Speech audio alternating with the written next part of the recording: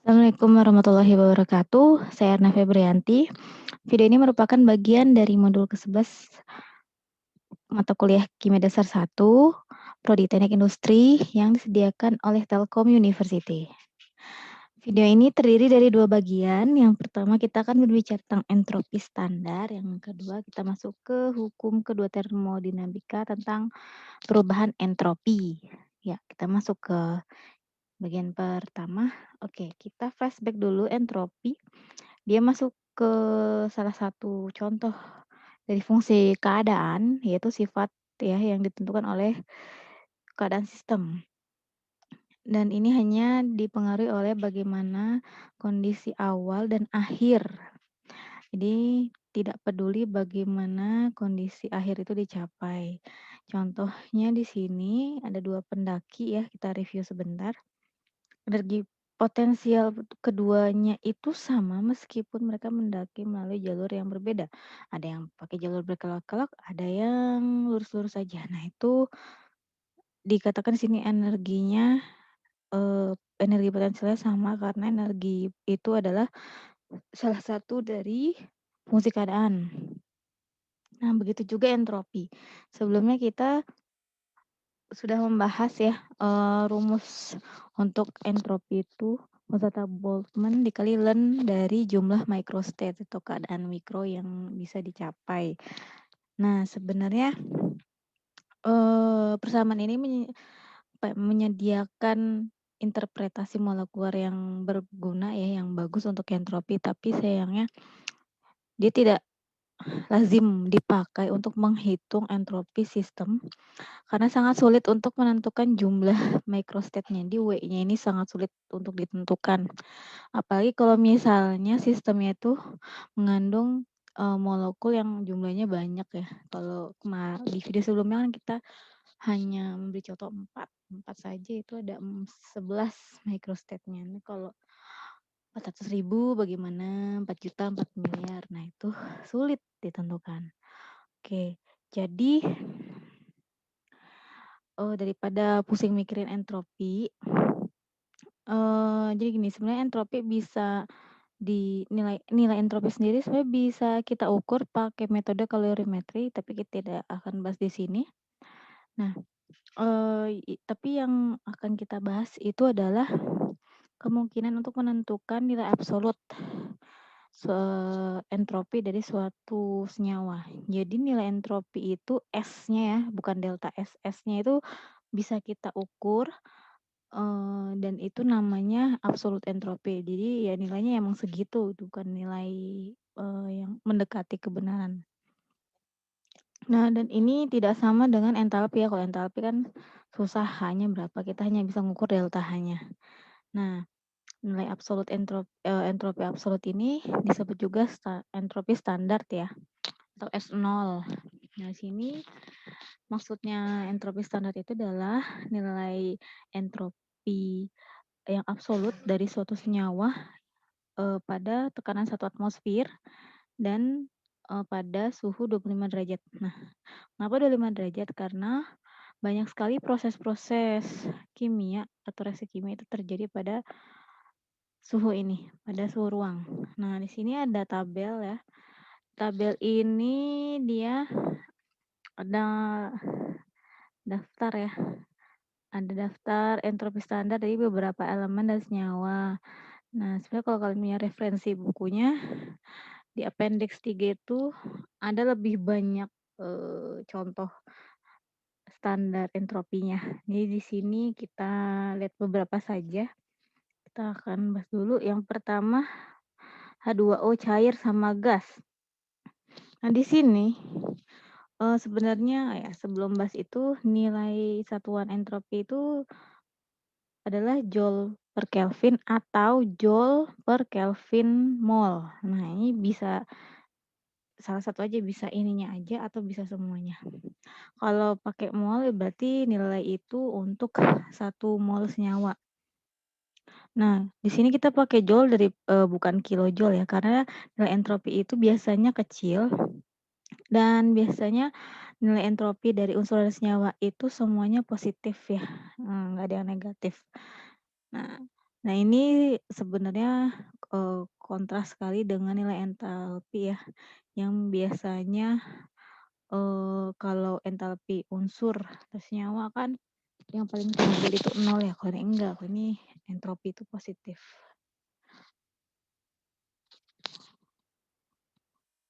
Oke, ini kita lihat dulu, kita masuk ke air. Ini uap air yang gas dan air liquid ya.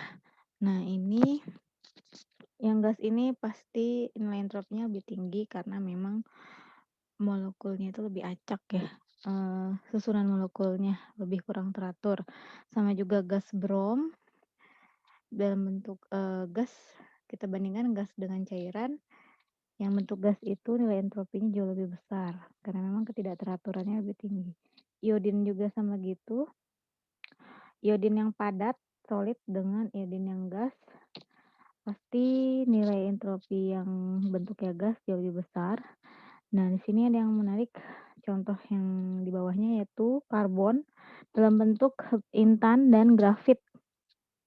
Keduanya sama-sama padatan, intan di perhiasan yang, berkilauan, grafit itu ya mata pensil ya. Nah, di sini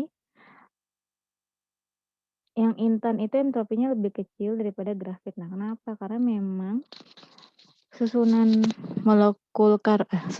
atom karbon di intan itu jauh lebih teratur, makanya dia, sifatnya itu jauh lebih unggul daripada grafit. Nah, sekarang kita masuk ke yang senyawa ya, sini ada gas, metana, sama etana. Nah, di sini kita lihat metan entropinya lebih kecil daripada etan. Kenapa? Karena etana itu jauh lebih kompleks ya. Sini kan metana C-nya cuma 1, hanya 4, etana lebih banyak C dan H-nya. Jadi memang strukturnya itu dia punya lebih kompleks dan pergerakan molekulnya juga jauh-jauh lebih banyak daripada metan. Sehingga ketidakteraturannya itu lebih tinggi. Nah, sekarang, kita lihat yang unsur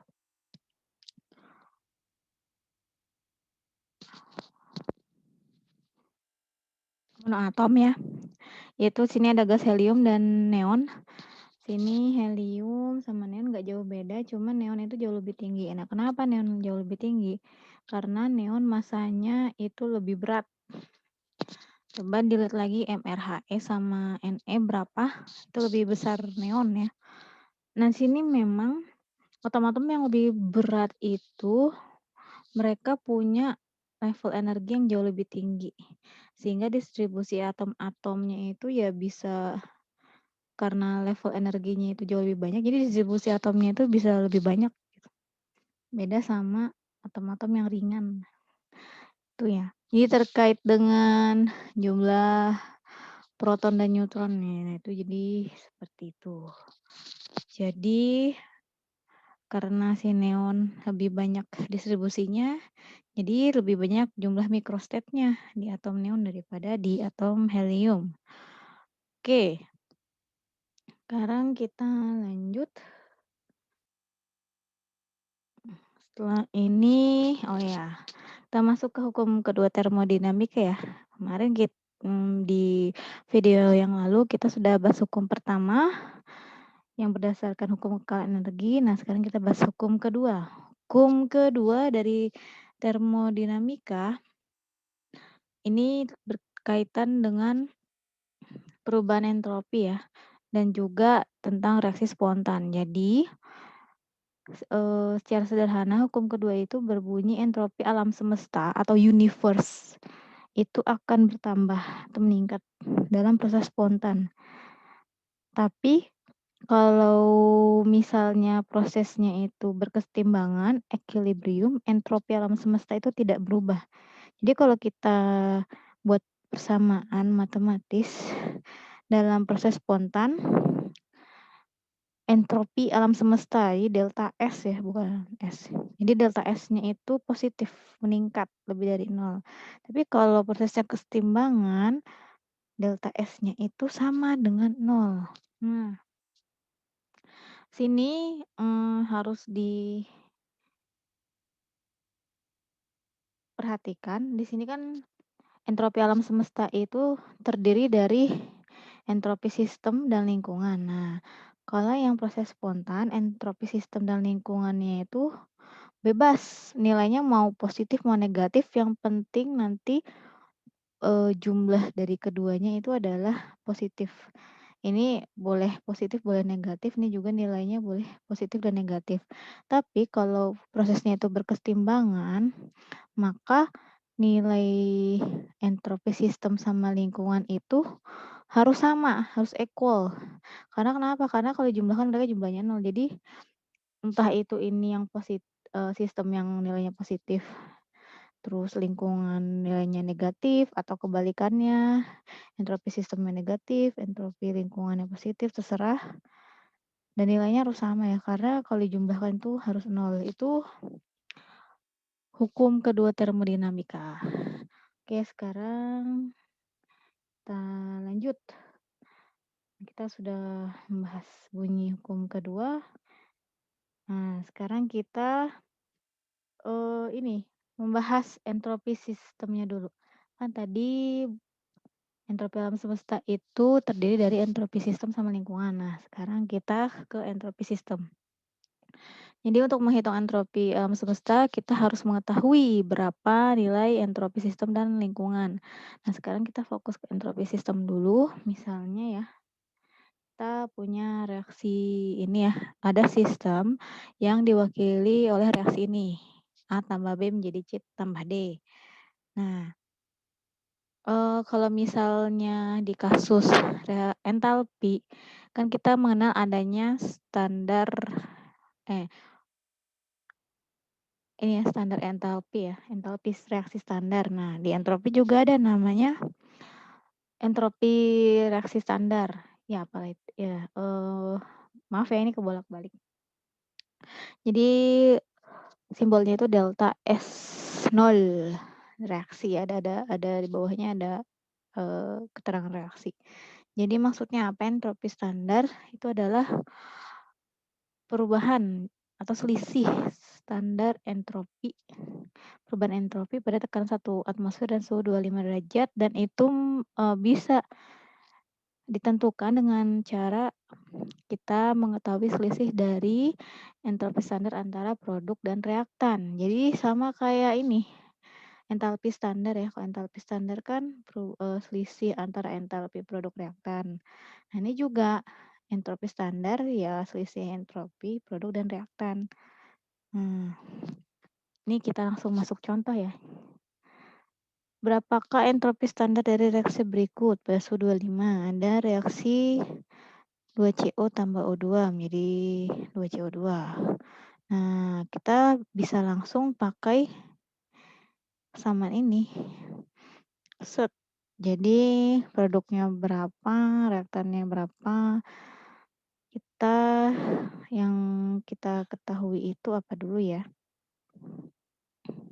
Oke, kita mengetahui, ini sudah ada entropi standar produk dan reaktannya, jadi kita bisa langsung masukkan ke persamaan entropi standar reaksi ya. Ini jangan lupa koefisien ininya apa, koefisien reaksinya harus selalu disertakan. Ini 2 CO2. Lalu CO-nya juga 2. Ini produk, ini reaktan. O-nya 1, oke. Jadi kita langsung masukkan ya angka-angkanya, dan kita mendapatkan entropi standar reaksinya itu adalah minus 173,6 Joule per Kelvin mol dalam 1 mol ya. Oke. Itu salah satu contohnya. Oke, sekarang kita lanjut dulu. Jadi untuk perubahan entropi dalam sistem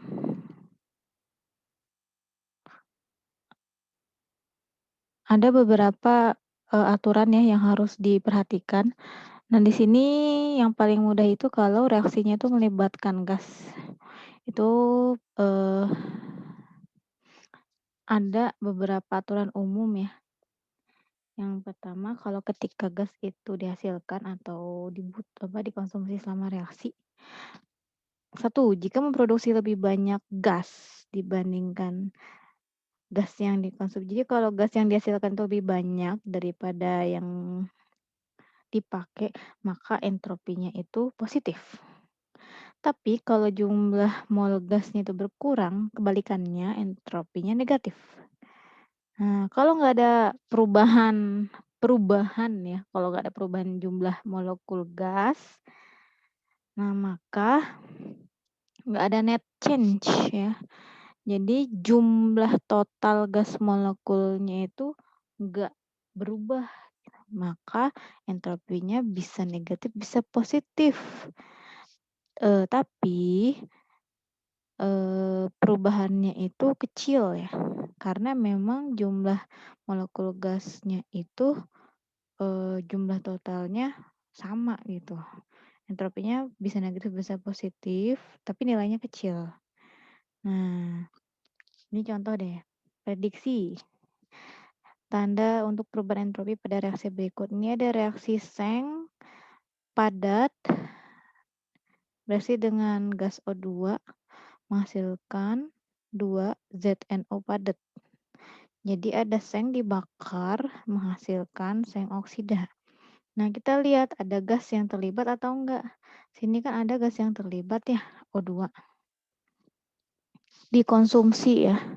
Nah, terus produknya padatan doang, nggak ada molekul gas yang dihasilkan. Berarti di sini jumlah molekul gas berkurang ya.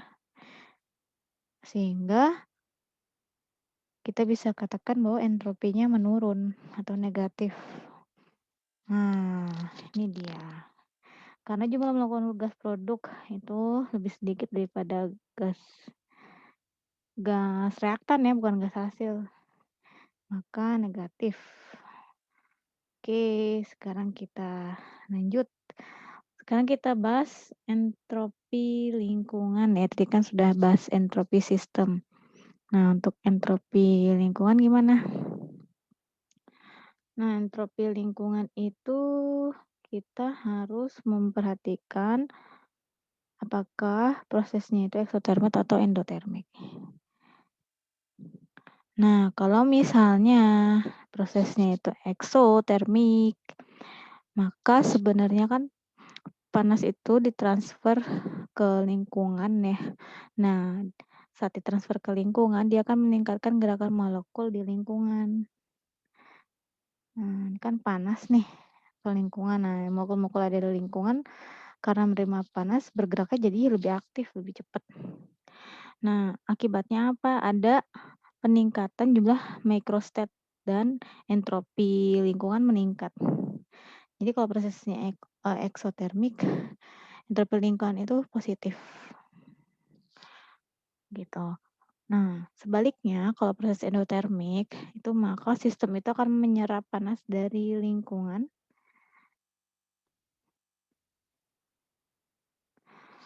Oke. Sehingga entropi lingkungannya menurun ya. Karena memang gerakan molekulnya menurun. Nah, jika sistemnya itu pada tekanan tetap, jadi jika sistemnya pada kondisi tekanan tetap, maka proses perubahan panasnya itu setara dengan perubahan entalpi sistem. Jadi ini ada beberapa ketentuan. Di sini delta S lingkungannya setara ya, setara bukan sama dengan, setara dengan delta H sistem. Oke. Setara ya, setara.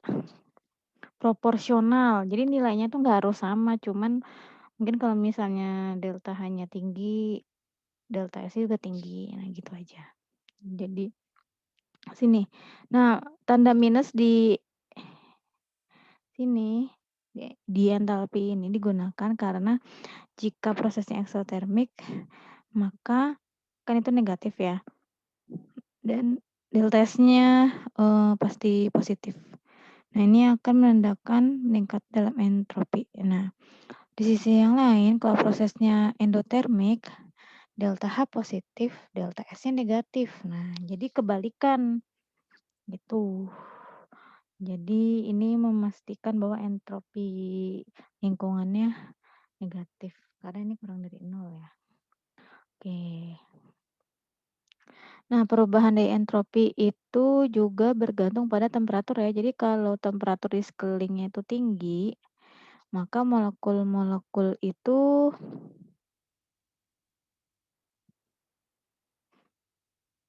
akan geraknya lebih cepat, energetik. Nah, oleh karena itu penyerapan panas dari proses eksoterm kalau yang ini, sekarang kita pengaruh T ya, pengaruh suhu.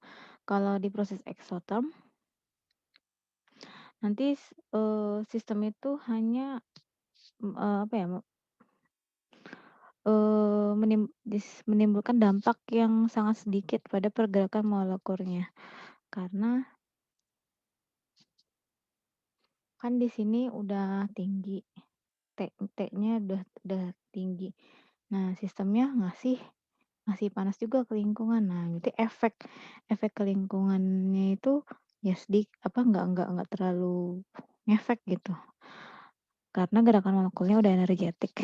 Nah, sementara kalau misalnya temperatur di lingkungannya itu ini kalau T tinggi ya, T lingkungan tinggi, jadi efeknya tuh kecil. Tapi kalau T lingkungannya itu rendah, kecil, nah maka nanti kalau sistem melepaskan panas, ini salah. Kalau sistem melepaskan panas di T lingkungan yang rendah, nah itu dampaknya itu akan tinggi. Karena pergerakan atom di lingkungan kan tadinya lambat. Nah, terus tiba-tiba lingkungan menerima panas dari sistem. Nah, itu kan jadi perubahan entropinya kerasa karena pergerakan molekulnya juga bedanya tuh jauh lebih drastis. Contohnya aja kalau kita bandingin kalau batuk ya, batuk di lingkungan bisa di warung yang rame sama batuk di perpustakaan. Nah, pasti lebih mengganggu banyak orang kalau kita batuk di perpus daripada batuk di warung yang rame. Nah, itu mungkin perbandingannya. Jadi hubungan antara ini delta S lingkungan versus T itu kita bisa menyatakan mungkin di ini ya. Jadi delta S lingkungan versus T itu bisa kita nyatakan hubungannya seperti ini. Jadi delta S lingkungan itu sama dengan entalpi sistem